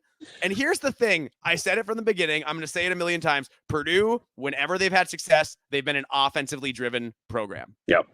Hiring a defensive coach at a school when you can't recruit, it is easier if you're not going to be a good recruiting school. It is easier to build an offense with under the radar recruits than a defense, because defensive players are easier to project than offensive players. They just are. Yeah. So hiring a defensive coach at Purdue was always a mistake, I think. And I think that Purdue, are they going to have another year where they go 1-11 or 2-10, or are they going to admit that Ryan Walters isn't the guy and fire him? Yeah. And I'm not even hating on Ryan Walters. He might have a great career. He's a good defensive coordinator, very good defensive coordinator. And he might be a good head coach someday, but he's not now. He's not. No. And I don't know how they're going to hold on to players like Dylan Thieneman or Yanni Karloftis or Max Clare. They lost everybody in the portal because they didn't have the NIL last year. And so I don't see how those players are going to stick around. Why would you? If that's your head coach. It's crazy. And again, I feel, my guy Hudson Card, dude, he's you wonder what would have happened if he had ended up somewhere else for his career. Yep. It's he ended up in Texas, didn't win the job, and then he picked the wrong place to transfer to. Yep. Yes, he did. So, but we're also going to talk about, not just with Purdue, about identity changes. There's definitely a couple other teams up here that we can mention that about too, and how well that's going for them. So, yeah. Absolutely. Mm-hmm. All right. Next up, we have a game that was, I would say, maybe the most shocking game of the weekend. Although maybe it shouldn't have been, because it's a game that I think, or did I pick? Well, anyway, I'm now forgetting my own picks. We had the 3-5 UCLA Bruins 27, the 5-4 Nebraska Cornhuskers 20. And I was trying to remember if I picked UCLA to win or not. I picked them to make it close. I can't remember if I picked them to straight up win or not. But anyway, UCLA QB Ethan Garbers had a good day. Bruins linebacker Kane Medrano returned an interception for a touchdown to start the second half, and UCLA held off Nebraska late to beat the Cornhuskers. The Bruins now have won consecutive games for the first time all year after defeating Rutgers in their last game. Ethan Garber said after, quote, "We wanted to set the tone early, come out there and punch them in the mouth. I think we did a great job today," close quote. I would agree, Ethan. Nebraska looked flummoxed that UCLA even put up a fight. The Cornhuskers trailed 13-7 at half. The bad news for Nebraska is that Frosh QB Dylan Raiola was gimpy throughout the game and was eventually pulled out of it. His status looms large going into a game against Iowa in 2 weeks. UCLA QB Ethan Garbers was 17 for 25 for 219 yards, 8.8 yards per attempt, 2 touchdowns, and 0 picks for a scorching hot QBR of 94.4. Garbers also had 6 rushes for 56 yards for a 9.3 average. So he led the team in rushing too. Just, so they couldn't run really, but didn't matter. TJ Harden had 46 yards. That was it. Receiving wise, UCLA receiver Quasi Gilmore had 3 for 88. Moliki Mataveo had 4 for 52. And Logan Loya had 2 for 19. J. Michael Sturdivant had 2 for 19. On the Nebraska side, yikes, man. Dylan Raiola, 14 for 27, 177, 6.6 yards per attempt, 1 TD and 1 pick for a QBR of 10.9. Oof. And Heinrich Harburg was not any better. 2 for 7, 32 yards, 4.6 yards average with 0 touchdowns and a pick. Dante Dowdell managed 61 yards on 17 carries, which was pretty bad. And Isaiah Nair did have 4 catches for 89 yards. And Corey Barney had 4 for 78 for the Nebraska Cornhuskers. Thomas Fedone was held 4 catches, but for just 16 yards. So what did you think? I had this one on the second TV when I was watching it, but I found myself as the game went on putting the volume on the second TV more. Mm-hmm. I can't, because I think the first TV I had, what did I have? I think I had Oregon. Was it Oregon, Michigan? Anyway, it doesn't matter. Mm-hmm.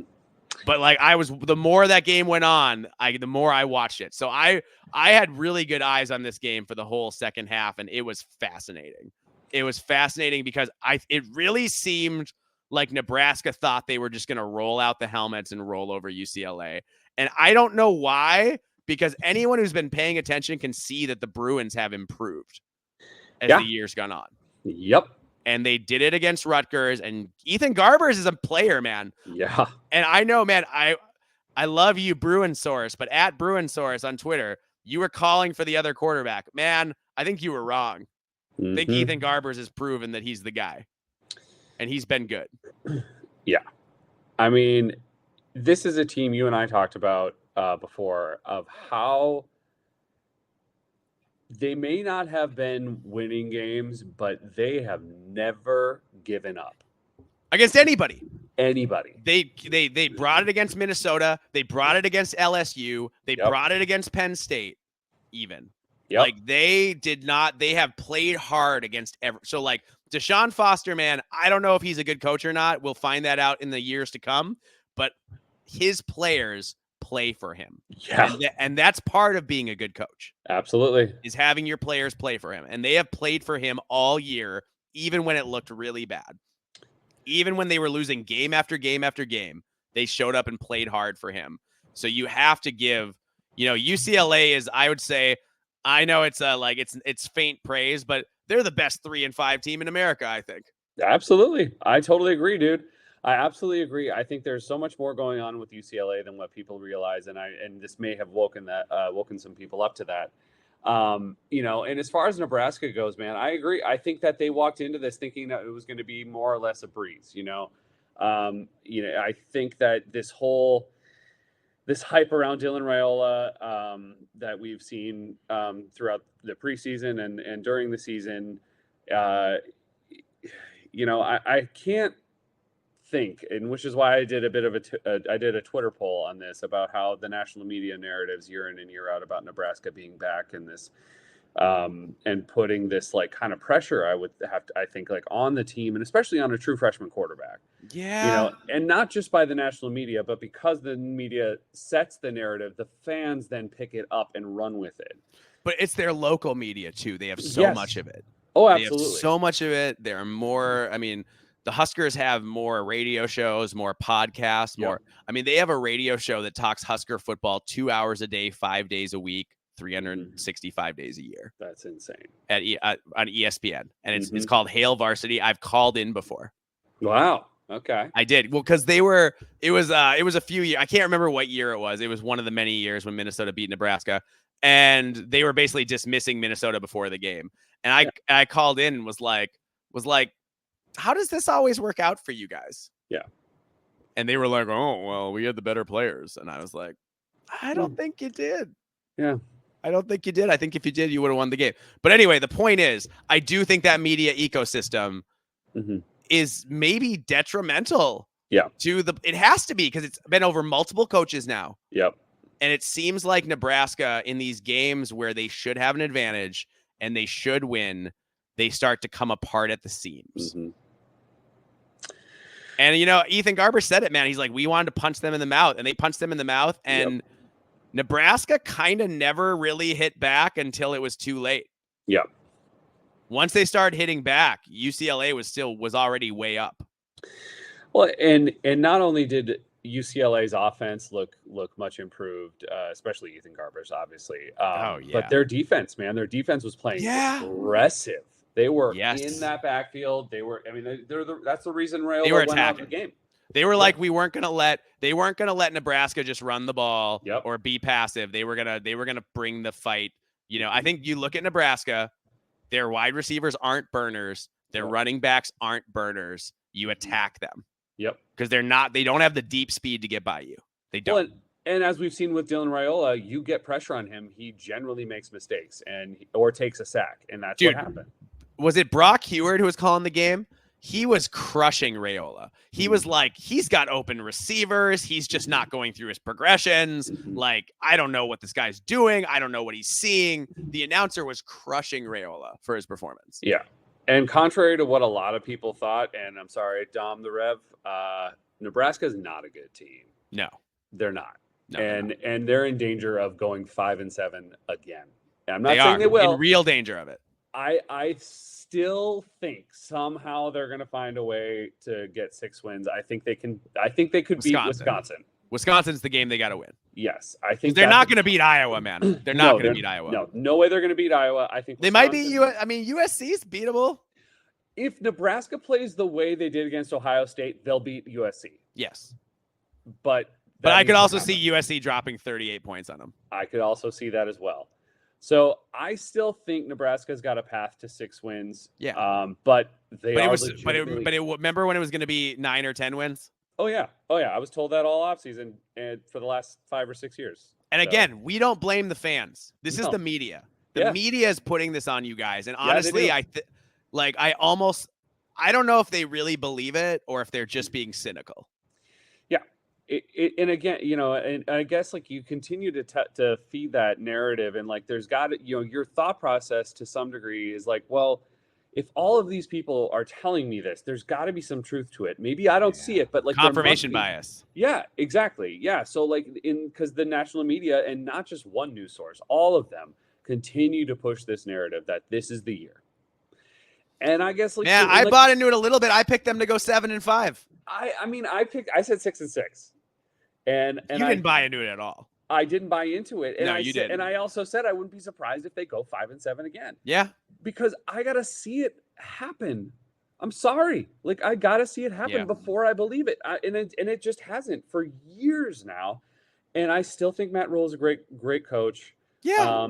I think that he can get you there, but like, it's not happening the way you think it's going to, and the way the national media has led you to believe. So stop letting them lie to you, and stop buying in, and just wait and see, and hope for the best. Like, that's where it is right now for me. If I were a Husker fan, there is talent on this team, so there's ways to develop and go forward. And Dylan Raiola can be a very good quarterback. It's just not going to be this year. Oh my God! Did you see the guy in the Nebraska media who tried to write an article last week saying that Curt Cignetti was not as good a coach as Matt Rule? Of course, someone from the Nebraska media did that, because I think his name was like Mike Farrell or something. Oh gosh, I want to say. And I was just like, I posted it and I was like, this is ridiculous. And I had a bunch of Nebraska fans who were like, no, you just don't understand. Because nobody knows. It's about how it's Cignetti's only building for the short term. I was like, I don't think so, man. I think Cignetti's just a savant. And every once in a while you get a savant in coaching. I mean, look, like, we have some awesome Nebraska fans that we follow, and we talk to, that are amazing. Love Nebraska fans. A lot of Nebraska. This is all focused at the media. This is all focused at the media. We are not attacking Nebraska fans. No. It's the media. It is, and that's the thing. And I feel bad in a way, because I'm like, Jesus, like, again, like I said, you get fed this all the time from multiple sources that are supposed to be super credible and really knowledgeable. They know college football. No one knows college football like ESPN or Fox or Joel Klatt or whatever, all these people, like Joel Klatt, and I'm not saying they don't know anything, but like, they don't have the time to do the actual research. They don't. But even the people who do, like, we have, we love him, but friend of the pod, Big Ten Ted, he was straight up was like, Nebraska is going to be like playing for a college football playoff berth. And I was like, whoa. We were both like, whoa. Like, let's pump the brakes a little bit. Yep. And Ted does the research. We know he does. That's true. That is true. So I don't know what it is. Like, because I think some of the national media is just being cynical. And I think some of them don't do the research. But then some of the people do the research and they also think. So it's just, I don't know, man. It's a phenomenon. It's a phenomenon. I don't know how to explain it. Yeah, they're trying to will this into being, and they just won't give it up. They just keep going. So I don't know. But anyway, I do believe that Nebraska will find that sixth win, and frankly, I think it is Wisconsin, and we'll get to that on why I think that. We'll talk about Wisconsin and how that's going, and that's a good segue, John. Yeah. Because our next game we had the 6-3 Iowa Hawkeyes 42, the 5-4 Wisconsin Badgers 10. The Hawkeyes rushed for 329 yards with Caleb Johnson leading the. I repeat, they rushed for 329 yards. They absolutely eviscerated this Wisconsin defense on the way to this victory. Caleb Johnson now has 20 TDs on the season, tying Sean Green for the program's single season record. And for those of you who forgot, Sean Green won the Doak Walker Award for the best running back in the country with 20 TDs. So he's the best, Caleb Johnson is the best Iowa running back since Sean Green, and he's having one for the ages, just like Sean Green did. Yep. Brandon Sullivan got the start for the injured Cade McNamara, and he made the most of his opportunity with a 1-yard TD run in the second quarter to give the Hawkeyes a 7-3 lead. Johnson added a 16-yard TD later to make it 14-3 at the half. And then in the second half, the dam broke, and Iowa went bananas. Brendan Sullivan. So the good news, bad news thing. The good news is he completed 70% of his passes. Mm-hmm. The bad news is he only threw the 10 passes. But he completed 7 of them for 93 yards. Better than Cade has done as of late. Way better. And a touchdown for a QBR of 74.9. It's not bad. No. He didn't do much, but what he did it well. Caleb Johnson, 24 carries, 135 yards, 3 touchdowns. Rock star. But Kamari Moulton had 74 yards rushing. Brendan Sullivan had 58 yards rushing. Jazz Patterson had 56 yards rushing. They went crazy. And, of course, the leading receiver was a tight end, Zach Ortworth, who we never heard of, who had 3 catches. Is that a tight end or a wide receiver? 66 yards. I don't even know. He looked like a tight end to me. I'm pretty sure he's a tight end. Yeah, he's a tight end. He is. I thought so. He looked pretty thick to be a wide receiver. It's Iowa. Just, who else are they going to throw? I know, man. Who are they going to throw the ball to anyway? So, this and then on defense, linebacker Jay Higgins, 10 tackles, 7 solo, and a pass defended. So that was good. For Wisconsin, man, Braden Locke just 15 for 29. So only 50% passing just over 50% passing. 137 yards, only under 5 yards per attempt. 1 TD and 2 picks for a QBR of 30. Wisconsin rushing the ball. They ran the ball okay, kind of. But Tawi Walker didn't, and he got most of the carries, 16 for 52, 3.3 per carry with a long of 7. So that's rough. Darian Dupree did have 7 for 52. But receiving, Vinny Anthony at 4 for 61, CJ Williams 2 for 32. But, it all just didn't amount to much. So, John, I mean, these are two teams, Iowa has really bounced back. Mm-hmm. Let's start from that. I'm curious how you see this game, but yeah, Iowa has really bounced back from that Michigan State game. So you got to give them credit for that. Absolutely. Yeah, dude. First off, you and I have been talking about how they should start Brendan Sullivan for a while now, and for a long time. Yeah. We teased it last summer. Yeah. Yep. Yeah. I mean, the guy's he's a dual threat quarterback, man. I mean, he can run the ball. Obviously, I think he's a better passer than Cade McNamara, and Cade McNamara, I think if nothing else, either he's never really truly recovered from whatever the injury he had last year, or it's all in his head, and he's not capable of getting out of it. So, I think this is, finally it was amazing to see Kirk. I think it's physical, man. I think it's physical for McNamara. I think he's just not what he was physically before. Yeah. And that happens. It happens. It sucks. It's sad, but it happens. Yeah, absolutely. But, finally Kirk was able to make the right move, and he did it. And I think that when forced to do it. Sorry, go on. That's also true. Yeah, because Kirk will not budge. But again, even without Brendan Sullivan, and even if Cade had been in there, here's the thing. Someone said to me on Twitter, I think it was today, about that Iowa offense, and I was like, I'm not sure, and this is just me being, I'm being a certain kind of way about this, but I'm not sure Iowa necessarily, I would consider it they have an offense. I'd say they have a Caleb Johnson. They have a generational running back. That's who they have. And a good offensive line. That was gonna be another point. Is their offense, dude, their run blocking is insane. Oh, dude, against Minnesota, it's by far the best we've seen all year. Oh, easily. It's not close. And Minnesota, we have enough evidence to say that Minnesota is a very good defense. Yeah. And when I saw Iowa in person, the speed they get to the edge, and I don't just mean Caleb Johnson, but the blockers too. Yep. The speed they get there is crazy. Yep. So, this is the best Iowa offensive line in probably 10 years. Yep. And this is the best Iowa running back in 17 years. Yep. And they happen to be on the same team. So did Kirk Ferentz finally realize how to coach offense? No, I don't think so. I don't think he figured anything out. No, I don't. I don't think he's changed at all. I don't think he's learned a thing. But if you have Caleb Johnson and a good offensive line, you don't need to change because you have Caleb Johnson and a good offensive line. Exactly. Which is the way he likes it. I don't think he would. I don't even think if he was capable of change that he would do it.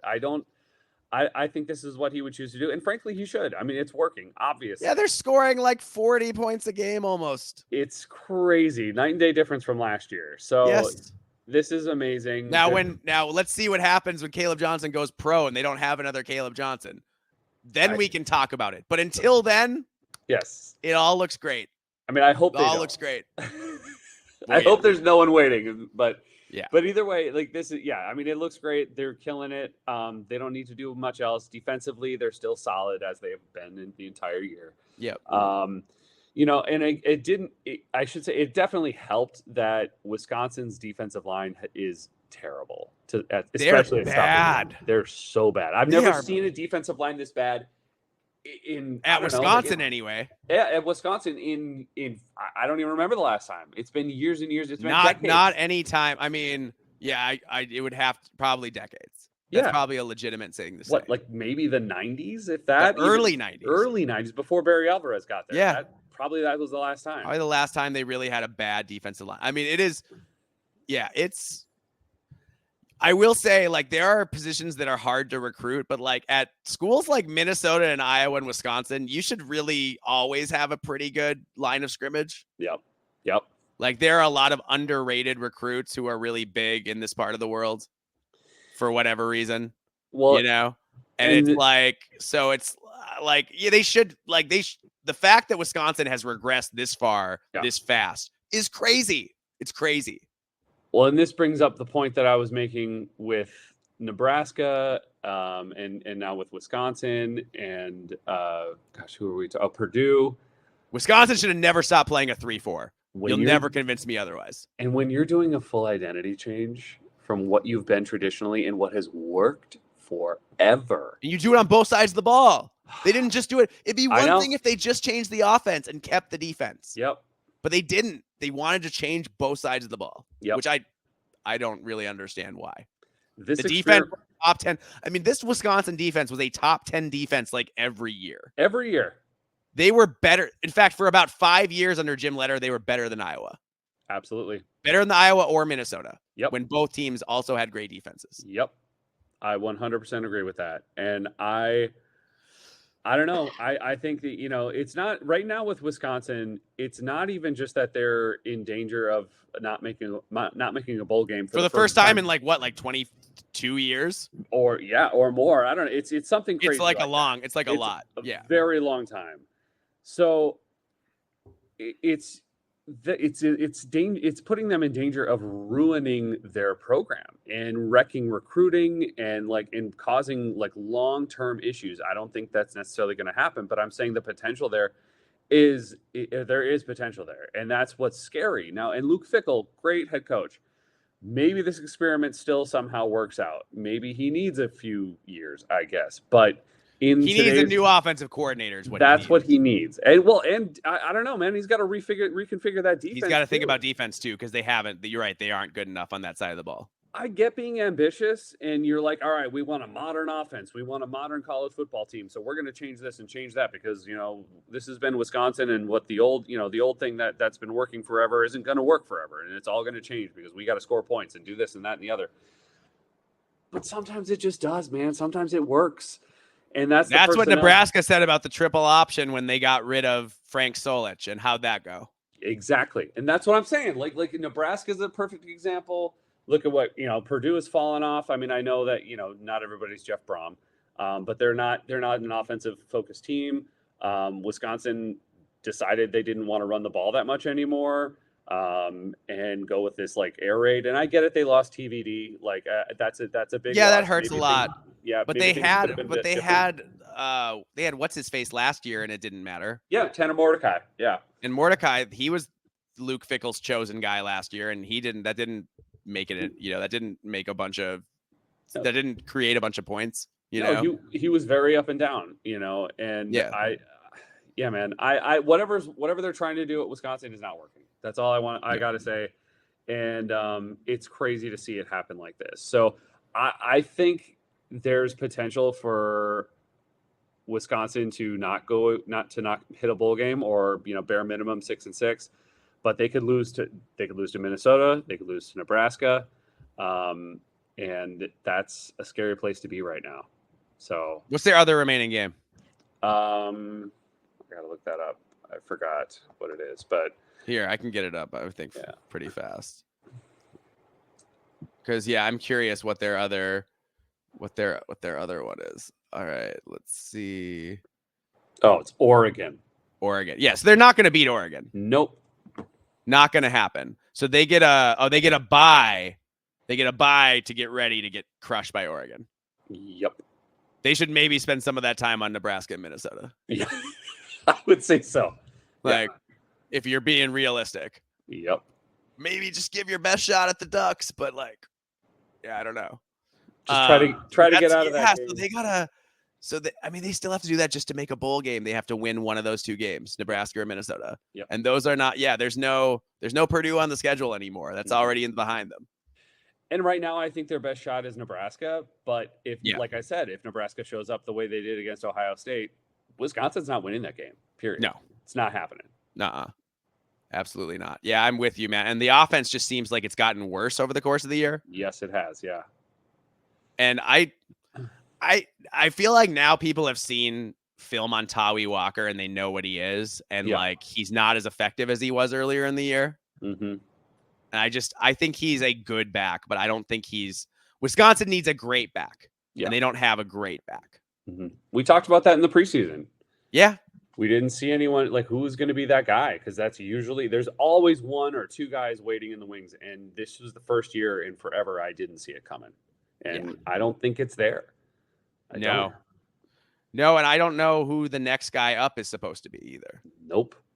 So it's dude, Luke Fickell was thought to be the heir apparent at Ohio State, and he might, if he doesn't turn it around next year with a new offensive coordinator, he might get fired at Wisconsin. Could be. Yeah. And that's crazy. That's crazy. Luke Fickell took Cincinnati to the college football playoff, and he can't win at Wisconsin? Really? Yeah. Like, that's crazy, right? Yep. Well, it's just bad hires, man. I don't think Phil Longo was I mean, you and I had our doubts about Phil Longo the entire time. And I always thought Phil Longo was a stretch. Yep. Yeah.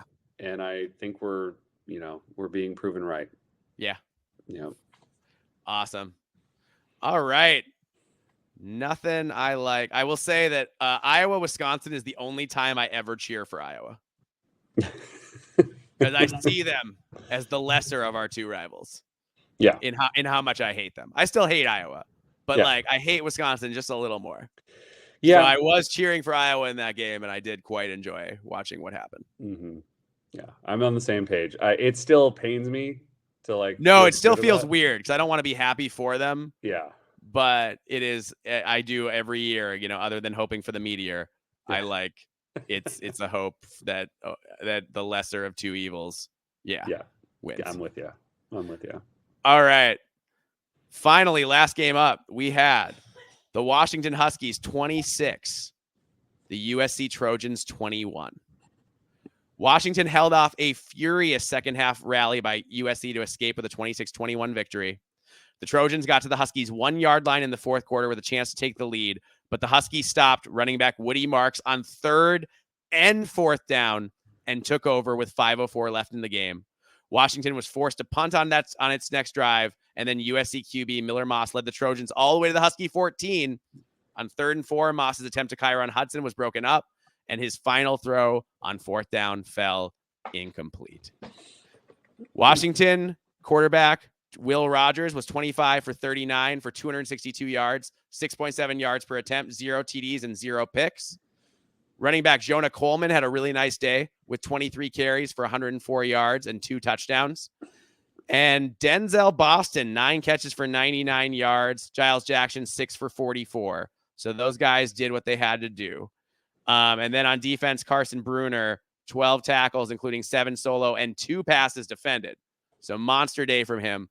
For USC, man, Miller Moss threw the ball 50 times. Completed 30 of them. 293 yards, 5.9 yards per attempt, 2 TDs, and 3 picks. Oof. Woody Marks had 22 carries for 123 yards, 5.6 yards per attempt, 1 TD. And Zachariah Branch led the way receiving. We've been waiting for him all year, and he got 102 yards on 6 catches, so good for him. Mekhi Lemon at 8 for 70, and Jacoby Lane 3 for 47. So, John, what did you think about this one? I think we've seen this movie before. This is getting to Scott Frost territory, but it's very much getting into Scott Frost. You said it. You said we've seen this movie before. That was Scott Frost's quote. We've seen this movie before, and then it kept happening after he said we've seen the same movie. So yeah, dude, Lincoln Riley is, I mean, all those years in the Big 12, him winning all those games at Oklahoma. And I remember thinking to myself, does that offense work in a conference where you play defense all the time? What's that like? What's that like when the teams can run, when the DBs can run, when the defensive linemen can play in space, when the linebackers are both big and menacing and fast? How does that go? Can you still pass the ball 50 times a game and have it work out? And it turns out the answer is not really. Nope. No, dude, it's the same thing. It's on repeat, and it is 100% Lincoln Riley. That's really what it is. The calls are coming from inside the house. Yes, again, we've already been over this. We've said this, I think, a few times now. And the problem, and again, like I know people want to blame Miller Moss, and yes, he had 3 picks, but the guy, he's being forced to throw the ball all the time. 50 throws. That's insane. 50? Why? In a game where you only scored 21 points, your quarterback threw it 50 times? Well, and Woody Marks was not looking bad. He was able to be serviceable, and it was working from time to time. So I think the fact that you serviceable, he had 123 yards. That's pretty damn good. And I don't know why he goes away from the run to balance things out. Again, and we've said this before, and what you saw with 29 rushes and 50 passes. Yeah. And so when you see with, like, you look what Washington did, it was much more balanced. Now, obviously Will Rogers was not, I mean, he still had 262 yards with a 6.7 average, but, a 64.7 QBR. He wasn't like lights out, but but he didn't turn it over. He didn't turn it over, but because he had the ability to rely a little bit on Jonah Coleman to take the pressure off, to make people miss, to make plays, which he frickin' did, because Jonah Coleman is insanely quick, so shifty. He's an amazing back. He's so fun to watch. Jonah Coleman's amazing. I mean, he is the best player on Washington, right? Easily. I like the receivers too, but Jonah Coleman's special. Yes, Jonah Coleman is on another level. He's going to be great in the NFL. I really like him. Oh yeah, he's just a lot of fun to watch. But so could Woody Marks. Woody Marks could look like this if they let him do it, and he did have a good game. You're right, and he did. But Quentin Joyner, why did Quentin Joyner only have 6 carries then? Yes. If you're saying like, okay, maybe Woody can't have 30 carries a game. Okay, sure. Then why didn't you give Quentin Joyner another 10 carries? He had 6.3. He was averaging 6.3 yards. Yeah. So, like, it's not, you have 2 backs. You have enough guys. It's not like Woody Marks is it and you're afraid to ride him too hard. Yep. You have the guys. You're USC. You have unlimited skill position talent. Yep. And they don't run the ball because Lincoln Riley doesn't want to run the ball. And then when he did run the ball on 3rd and 4th down on that last chance, the second to last chance to score. Yep.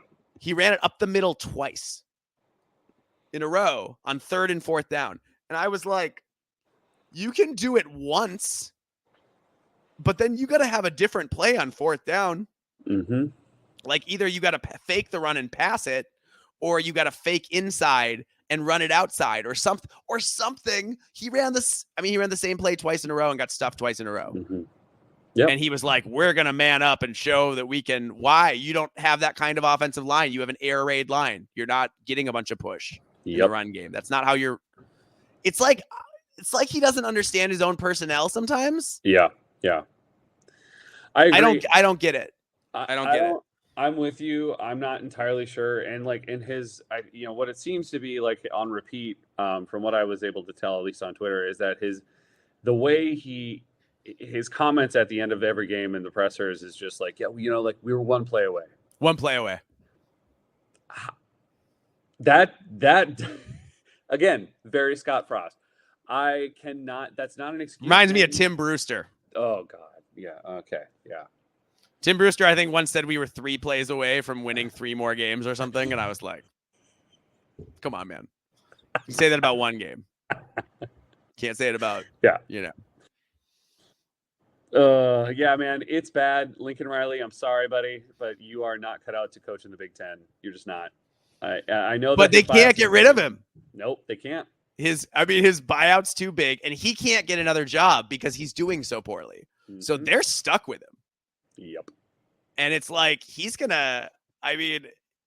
man, when I picked USC to go 7-5, I did not I thought they would struggle, but I did not think that they would fall apart. But they have really proven how great the Big Ten is. Yep. You took USC that was going along every year in the Pac-12, and they weren't always contending, but they were always just on talent alone rolling over a lot of teams. Yeah, absolutely. And you put them in the Big Ten, and that stopped immediately. Yep. Immediately that stopped. And now they are getting, what are they? I mean, they are, I forgot to I totally forgot to write down on the last one their record. They are 4-5. They're 4-5. Yep. And all the losses are in the Big Ten. Yep. So that makes them one Big Ten team. That's it. Yeah. And they've gotten beaten by everybody else. Well, I mean, that's great. No, 2 Big Ten teams, right? 2 Big Ten teams. Sorry, my bad. Yeah, and they've gotten beaten by everybody else. And and the teams that they beat are the teams that they could roll over just on talent.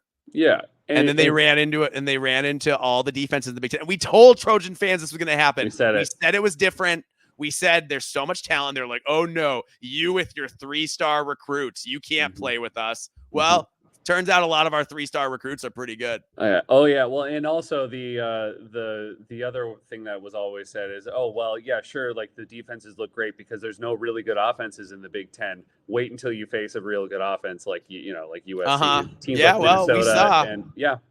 They said teams like Minnesota they were going to roll. What'd USC manage against Minnesota? 17 points. Yep. 17. So I mean, they lost to Maryland, and Maryland is terrible. Yep. Terrible. Maryland is, and it's not like Washington's been playing great either.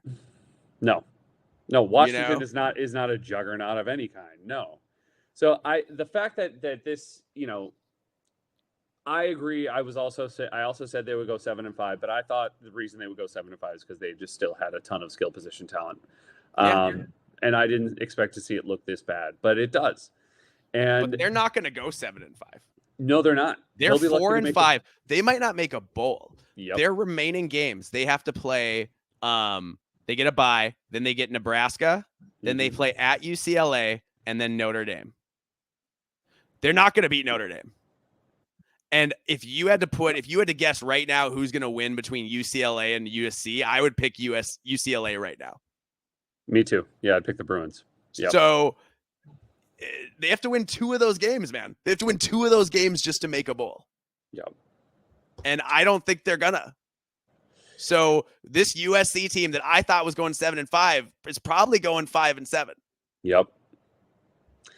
That's what I would predict right now as well. And again, it's not for lack of talent.